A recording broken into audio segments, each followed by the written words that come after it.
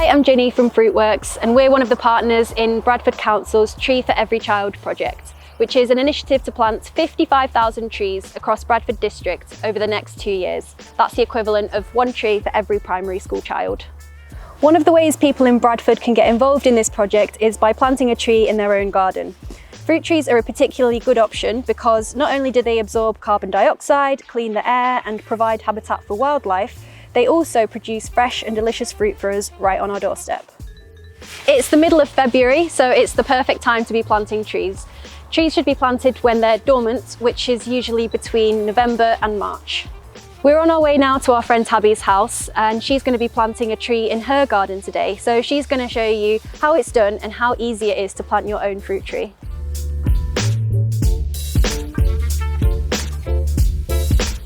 So here we are in Tabby's garden. We've picked out this lovely apple tree from our tree nursery. It's about 5 years old, so it's quite big, but not too big to be planted. It's a red Falstaff eating apple, which is a lovely apple variety, and it's on M9 rootstock. So it's not going to grow to be much bigger than 3 meters, which is perfect for a garden this size. So the positioning of the tree is very important. We're going to select a spot where it gets enough sunlight, and we're going to dig a square hole 2 spades wide. So if you're planting in a grassy area like this, you can use your spade to remove the grassy roots.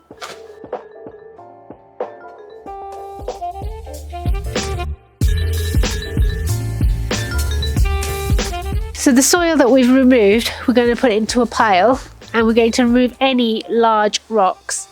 If the soil is compacted, you can loosen it up with the spade. So you can use the garden fork, pierce the sides and the bottom to improve drainage. So make sure your hole is wide enough for your root ball to sit comfortably and it's not squashed in. At this point, you'll need someone to lend you a hand to hold the tree upright while you're filling it. You don't want a wonky tree. Place the grass turf that you cut out upside down at the bottom of the hole. This will stop the grass from growing back around the tree and robbing it of water and nutrients. Roots need to be completely covered with soil, but don't go any higher, and pat the soil down firmly to ensure that the tree is secure and to remove any air pockets in the soil. So this is our tree.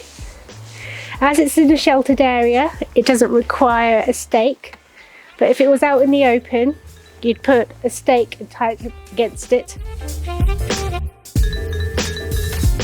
Once they've been planted, young fruit trees can't fend for themselves. They need some extra attention in the early years.